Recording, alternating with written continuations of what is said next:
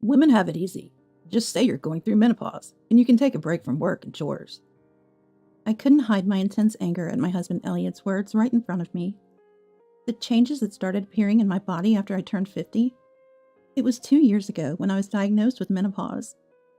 For these 2 years, I've been suffering from various symptoms, like dizziness, palpitations, and hot flashes. Even though I'm receiving treatment at the hospital, it's only easing the symptoms, not curing them. Despite living in the same house and seeing my condition, Elliot has never tried to understand my illness. Dizziness?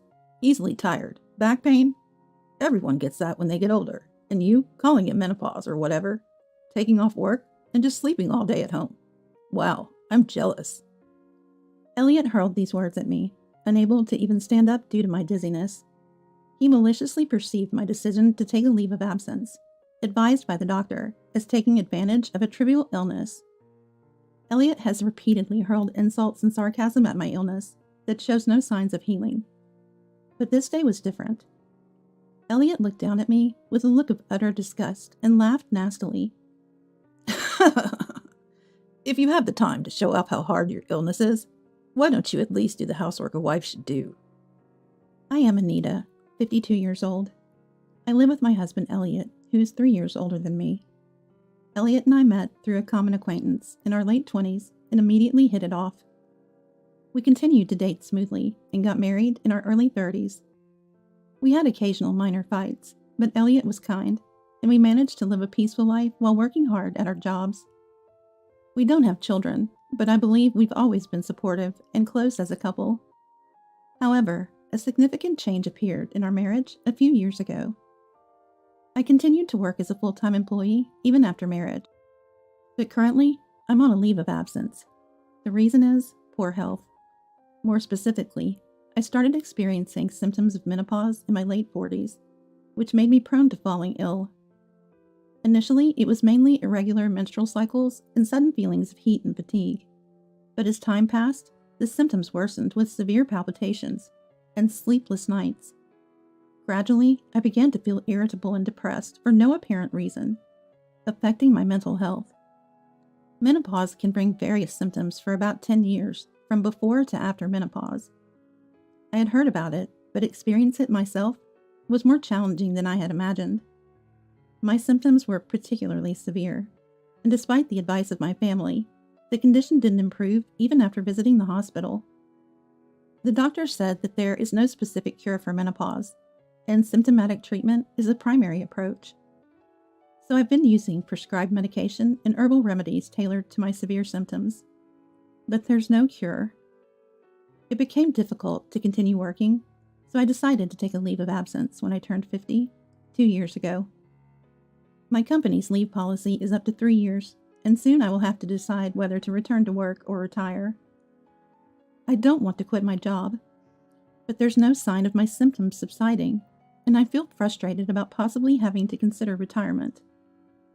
However, if I end up quitting, I have no idea what Elliot would say. Initially, when I started suffering from menopause, Elliot was concerned and attentive. He wasn't the type to take the lead in household chores, but he used to care when I was unwell. I thought he was a kind person, but as soon as he realized my health issue might drag on, he started looking at me with irritation. When I discussed taking a temporary leave from work with Elliot, he didn't like the idea.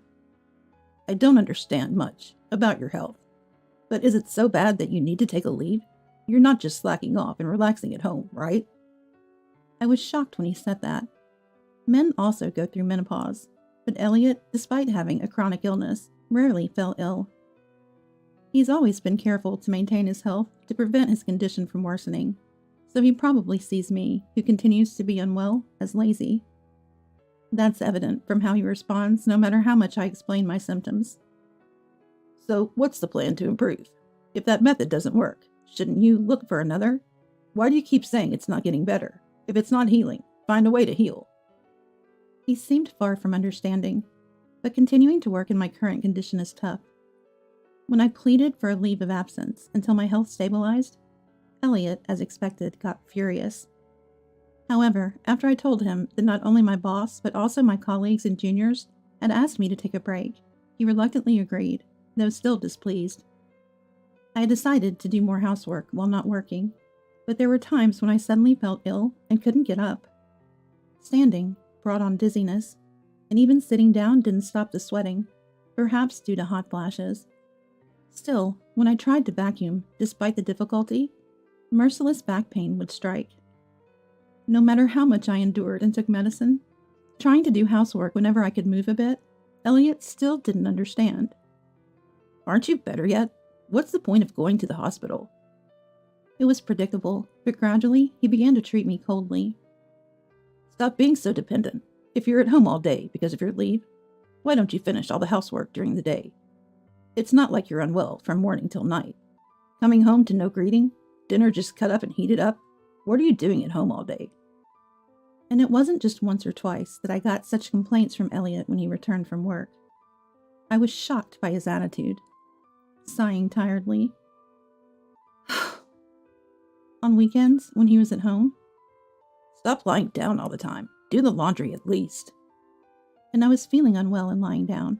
I even got yelled at. The sarcasm and complaints from Elliot increased day by day, and words of care and concern disappeared. While his terrible attitude hurt me, I also increasingly worried whether my symptoms would ever heal, if a time would come when I really got better. However, fortunately, my mother-in-law Cassie and sister-in-law Natalie, who lived in the same town, understood my condition and sometimes gave me advice, which was very helpful. Cassie is over 80, but still robust and lively, speaking clearly and energetically. Her husband has passed away, and she lives with Natalie and her husband. Cassie and Natalie were the ones who advised me to go to the hospital and were the first to suggest taking a leave if it got too bad. I'm truly grateful to them, as both my parents have passed away, and they're the ones who care about my menopausal symptoms. One day, we're going to have a dinner party at our house next weekend for Mom's birthday, Elliot said. In Elliot's family, it's tradition once childhood to have a big dinner party for family birthdays. Since marrying Elliot, I've participated every year. Depending on the year, we either went out for dinner or had a party at the in-laws' house. But this year, Cassie's birthday celebration was to be held at our place. Of course, that meant I was in charge of the meal. On the day, Cassie and Natalie were supposed to come in the evening, and Natalie's husband couldn't make it due to work. Make sure you're in good shape on the day, Elliot said, glaring at me sharply. I won't tolerate it if it's like last year. I understand. I could only nod in front of Elliot's aggressive attitude. Last year, on Cassie's birthday, I felt ill and missed the party at the in-laws' house. Elliot seemed to think he was made a fool of and berated me harshly when he returned home. I remember crying from the pain of that time. So this time, I want to be in good condition on the day of the dinner, as Elliot said. However, if it were a condition that could be controlled just by wanting it, I wouldn't have been suffering for years. Hoping for a day when I felt a little better, I started preparing little by little. Cassie would be turning 85 at her next birthday. Wanting to show my gratitude for all she has done, I vowed to pour my soul into preparing dinner for everyone. With the in-laws coming over, there was a lot to do besides preparing the meal. Elliot has a bit of a show-off side, so he wouldn't be satisfied unless the entire house was cleaned from corner to corner. I cleaned the house meticulously over several days, consulting my physical condition. Elliot didn't help with the housework at all, just relaxing in the living room, but I was used to it. It seems that younger people nowadays do housework, but in Elliot's generation, housework is a wife's job. Especially since Elliot, who thinks I'm just lazing around at home all day, wouldn't help. Then, after finishing the shopping for the dinner party the day before, I went to bed early. I closed my eyes, praying it was just a mild symptom. However, on the day of the dinner party, I had the worst timing, as I suffered from a terrible headache and dizziness right from the morning. When I tried to get out of bed, my vision blurred, and I had to close my eyes involuntarily. Then, I heard a violent ringing in my ears, and felt as if my head was being beaten with severe pain. It was especially bad, even for my recent condition. Still, I managed to get out of bed clumsily, only to be greeted by Elliot's loud sigh from above. When he realized I couldn't possibly prepare breakfast, he grabbed his wallet and phone and headed for the door. And then, I'm going to grab some food. And since I feel sick around you, I'll go to Mom's place early. Make sure you have dinner ready when we get back. He said coldly and left the house. Sure, today was the day Elliot planned to pick up Cassie and Natalie, but dropping by this afternoon must be an inconvenience for them too. His harsh words hurt me, but I couldn't stay down forever. I just drank some jelly drink, took my medicine, and laid down in the living room until my condition settled. But my health hardly improved by the afternoon. The medication eased the headache, but standing up caused dizziness and made me stagger. I needed to start preparing dinner, but my body wouldn't cooperate. I stood in the kitchen for short periods, taking breaks, but time was relentlessly approaching. Feeling at my limit, I tried calling Elliot, but there was no answer. So I sent him a text, but he didn't reply. Eventually, it was 5 p.m., and I was still halfway done when Elliot returned home with Cassie and the others. Elliot, entering the living room, looked at me sitting in the kitchen with a puzzled expression. No welcome for Mom and the others? Is dinner ready? Nothing is set up, he said, and I was at a loss for words. The bread was baked, and I had torn some leafy vegetables and added tomatoes, making a salad. But that was about all I had prepared. The thought of being scolded again made my heart race and breathing difficult, but I decided to apologize and tell the truth. Elliot, I'm sorry. This is all I could do. I'm sorry, but could you please order something nice for the main course? I'm really sorry, I said. And Elliot's face turned red as he changed his attitude dramatically. Are you kidding me with this sickness act now? We were looking forward to this dinner. Mom was so excited. And here you are, making me look bad again, just like last year. Elliot shouted angrily at me. It's not that. I'm not trying to. Isn't it obvious? You can't even manage your own health at your age. It's pathetic. You make everyone else suffer because of your own problems. Elliot continued to berate me without listening. Then why didn't you answer the phone? I sent you a text to eat out. I even sent another text 3 minutes ago for delivery. Why do you insist on eating at home when you don't do anything? My frustration exploded, and I shouted back loudly. Each word I spoke felt like my head was being hit with a metal bat. My vision was so blurred, I could hardly see Elliot's face. I couldn't hear anything over my own voice and heartbeat, and I was sweating profusely from the heat. The symptoms I had been managing with medication all came back stronger, and I regretted not keeping quiet, but I couldn't help but tell Elliot. When my vision finally cleared a bit and I caught Elliot's gaze, he was staring at me in stunned silence with his mouth open. Then, as our eyes met, his face turned bright red and he pointed at me angrily. What's with that attitude? Pretending to be sick and not doing housework? And getting angry when pointed out? You're the worst. I'm sick of supporting a wife who's a failure at housekeeping. If you can't handle housework, we're getting a divorce. He yelled loud enough to be heard outside. All my desperate pleading had no effect on Elliot. After all these years, he brought up divorce without hesitation, and I felt so miserable I was on the verge of tears. Divorce seemed inevitable. I was about to reply in agreement when I heard light footsteps, but Elliot, in his rage, probably didn't notice. Menopause. What's that about? Getting tired easily? Having shoulder pains? Aren't these things normal for our age? Dizziness and headaches can't be that bad, even with medication. You just want to lie in bed all day, don't you? Elliot spat these words at me before someone tapped him on the shoulder from behind. It was Natalie, my sister-in-law. With an anger I'd never seen before, Natalie raised her right hand the moment Elliot turned around and struck his cheek with a forceful slap. Elliot, hit by a right straight punch that was hard to believe came from a 60-year-old woman, fell to the floor, looking up at Natalie with a face that couldn't comprehend what had just happened. Sis, what the heck are you doing? Elliot, rubbing his cheek in confusion, was met with Natalie's sharp gaze. Then she said, And what about you? What's with the attitude? Have you been treating Anita like this for years? Deciding the severity of someone's illness without being a doctor? Verbally abusing your wife? You should be ashamed. Natalie shouted, furious. Elliot, who tries to show a good face in front of the family, doesn't treat me harshly. Even when he was despising me with disdainful eyes as I suffered from dizziness, he became considerate of my health the moment Natalie visited, even making coffee himself. I had consulted Cassie and Natalie about my illness, but never about Elliot's behavior. They are caring people, but if I spoke ill of Elliot, their blood relative, they might harbor ill will towards me. They haven't seen how Elliot treats me harshly, so they might not believe me. Even if they did believe and sympathize, I couldn't speak out, thinking of how Elliot might attack me afterwards. But seeing Natalie's actions now, I might have been wrong. What's going on? Today is Mom's birthday party, and I wanted to make it enjoyable. But it's this guy who ruined the dinner party by not preparing anything. Elliot, standing up, pointed at me and continued to blame.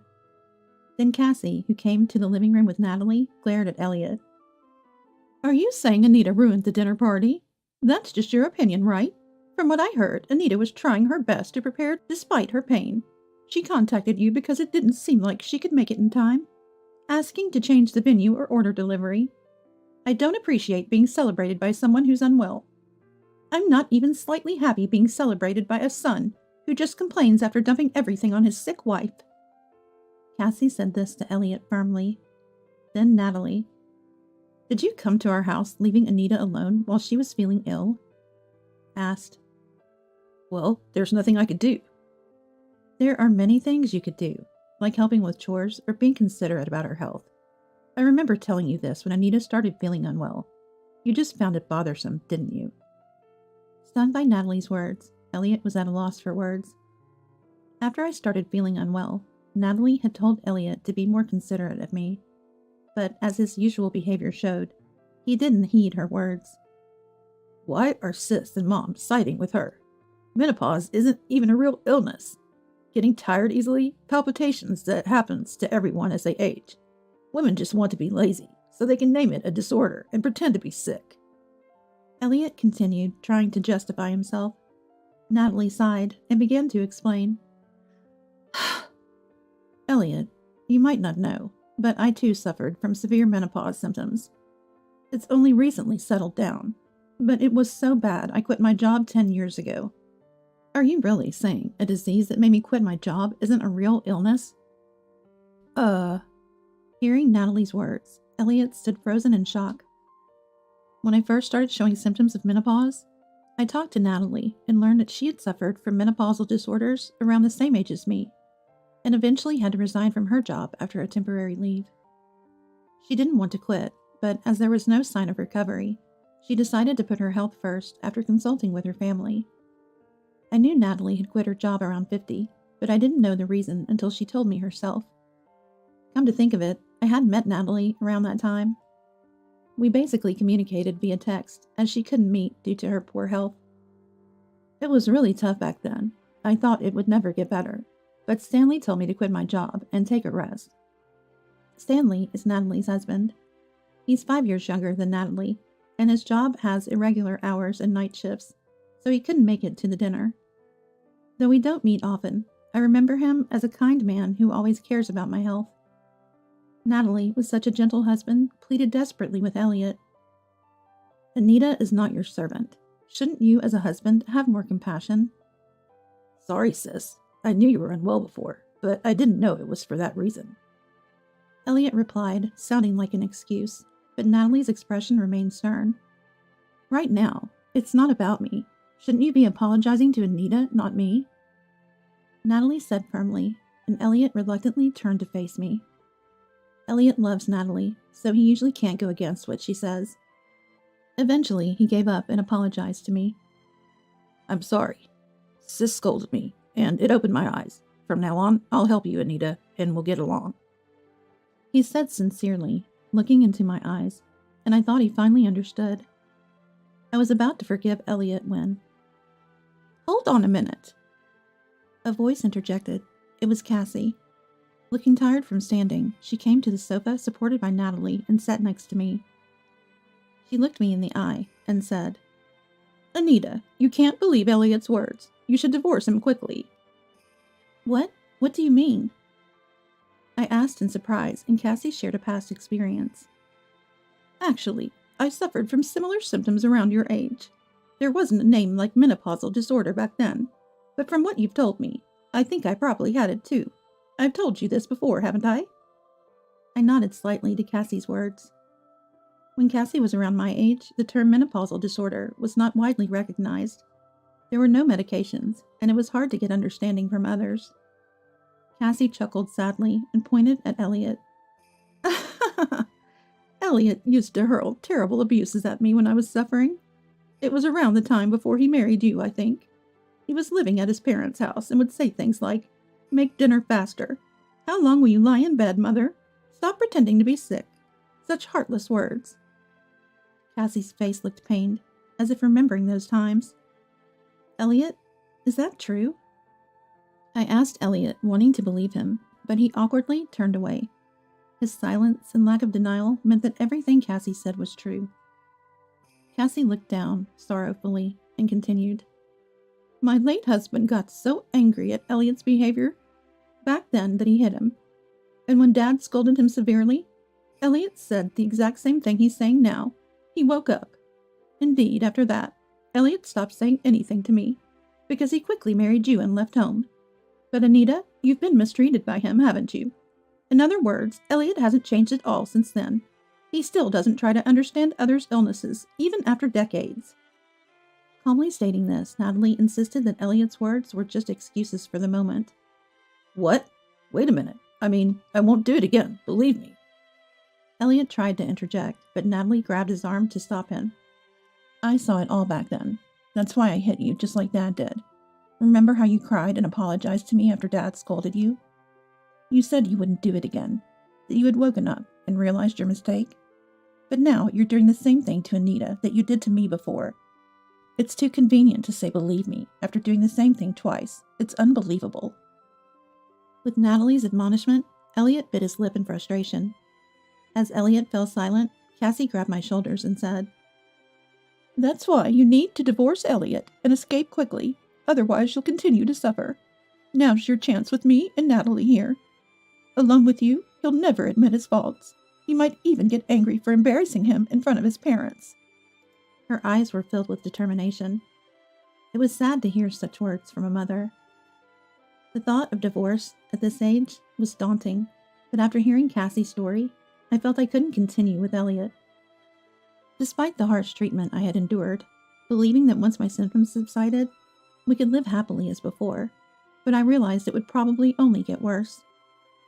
Anger surged within me as I thought about Elliot's past verbal abuse towards Cassie. I stood up, enduring my ongoing dizziness, and looked straight at Elliot to express my intention to divorce. Elliot shaking off Natalie's hand. What the hell? Are you all treating me as the bad guy? Exclaimed. Everyone in the room looked at Elliot with cold eyes. Being scorned even by his relatives, Elliot turned red with rage. Then he said, Fine, I get it. If you say so, I'll divorce you. In his anger, he agreed to the divorce. The dinner party was canceled. Cassie and the others went home, and Elliot stayed at a hotel. Our divorce proceeded without any disputes over property division, and was finalized smoothly. Soon after, I separated from Elliot and focused on recovering my health alone. Half a year later, having had no contact since, I received a call from Elliot. I had moved out, rented an apartment, and lived alone, regularly visiting the hospital. I was feeling less stressed and healthier, but Elliot's call gave me a bad feeling. As expected, Elliot's call was utterly selfish. He had a chronic illness that worsened after our divorce and living alone. However, he had always boasted about perfectly managing his health himself. He had even berated me, claiming I was a lazy person who didn't really want to get better because my symptoms weren't improving. Why is that happening? You can manage your own health perfectly, right? I replied, but I knew the reason. Elliot's idea of self-management was shallow, just choosing balanced meals from what I prepared. He never cooked from scratch because I had planned the menus considering his health. Moreover, Elliot, who never did any housework, had a terrible lifestyle in the past 6 months. relying on delivery or ready meals, not vacuuming, leading to a decline in living conditions. Such an unhealthy diet and unsanitary environment would indeed ruin anyone's health. I can't live like this anymore, so I want you to take care of me. It's been half a year. Your illness must be cured by now, right? Elliot said without any remorse. Apparently, he first turned to Natalie and Cassie, but Natalie was already busy caring for Cassie and couldn't help. Elliot, desperate, contacted me. Though I wanted to refuse, he was my former husband of many years. I wanted to ignore him, knowing everything. Then at least look at these albums I found in the storage. If you don't need them, I'll throw them away.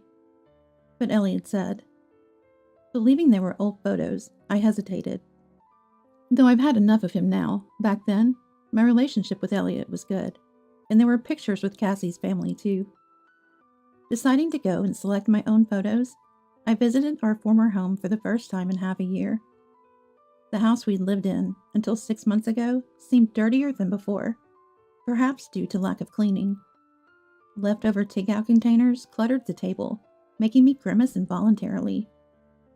You know, without you here, I don't have time to clean. It's hard to move when I feel bad.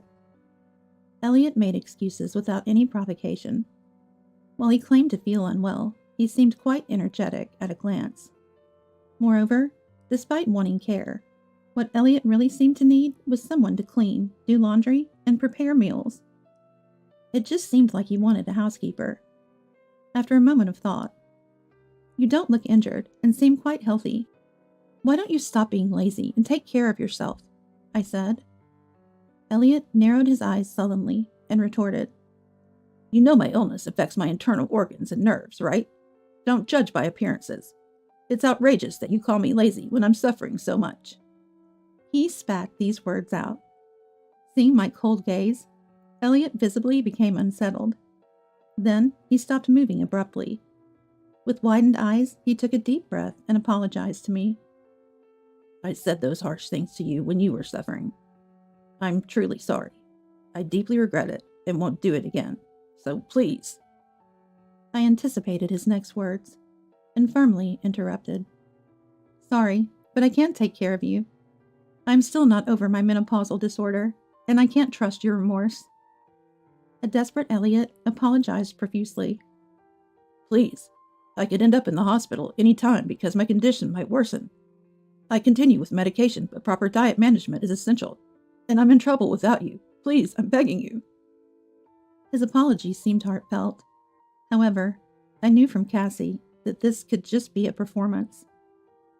She said that's what he does when he wants to make you seem heartless for not forgiving him after a deep apology. Remembering Cassie's words, I gently declined. I was overwhelmed with my own issues and not in a state to care for someone else. Living with Elliot again and taking care of him would only worsen my menopausal symptoms due to stress. I had just started to stabilize and didn't want to return to square one. I can't. If you really need care, use home care services or a helper. That's beyond me. I explained these options to Elliot, who was still pleading, and made it clear that I couldn't care for him and had no intention of living together again. Then I returned to my own life. Since then, my symptoms have settled, and I've returned to work after a hiatus. Though I considered retiring at one point, I needed to support myself living alone. I always found fulfillment in my job, and despite a 2-year and a few months gap, returning to work felt good. I have no intention of reconciling with Elliot or considering remarriage at this time. However, I still keep in touch with Elliot's family and occasionally meet them for meals. The regular family dinners, a long-standing tradition of Elliot's family, were discontinued after this incident. I also heard that Elliot, for some reason, quit his job. He claimed it was to focus on treatment, but his hospital visits haven't increased, nor has his diet improved. He seemed to be living on his early retirement funds for now. Yet he appears to be living in fear of an uncertain future due to his illness. I'm determined to take care of my health and live a fulfilling life for the remainder of my days.